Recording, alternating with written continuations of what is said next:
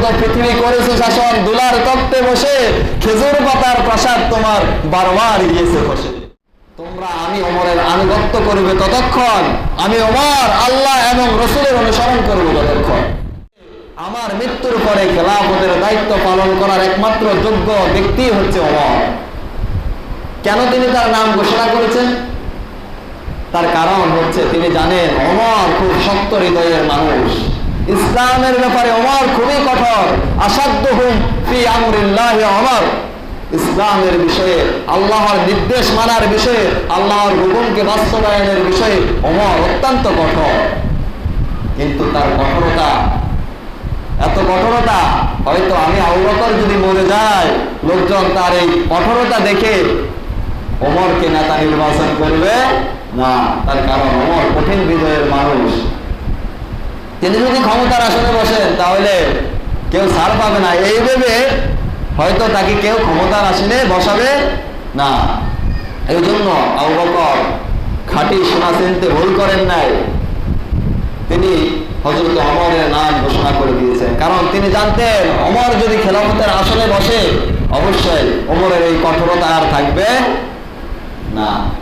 সম্মানিত উপস্থিতি, হযরত ওমর রাদিয়াল্লাহু খেলাফতের দায়িত্বে বসে তিনি ঘোষণা দিয়ে দিয়েছেন, আয়ুনি মা আতাআল্লাহ ওয়া রাসূলা ফাইন আসাআল্লাহ ওয়া রাসূলাহু ফাসাদ্দিদুনি। তোমরা আমি ওমরের আনুগত্য করবে ততক্ষণ, আমি ওমর আল্লাহ এবং রাসূলের অনুসরণ করব ততক্ষণ। অতঃপর তিনি বলেন, ফাসাদ্দিদুনি, আমি ওমর যদি বিপদে চলে যায় তোমরা আমার ঘাড় ধরে আমাকে ঠিক পথে পরিচালনা করে দিবে।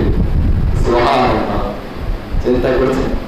কঠোর হৃদয়ের মানুষটা ক্ষমতার আসনে বসে বলছেন যে আমি আল্লাহর রসুলের আনুগত্য যতক্ষণ করব, তোমরা আমি ওমরের আনুগত্য ততক্ষণ করবে। যখন আমি আল্লাহর রসুলের আনুগত্য থেকে দূরে সরে যাব তখন তোমরা আমাকে ঠিক করে দিবে, তখন আর আমার আনুগত্য করার প্রয়োজন নাই।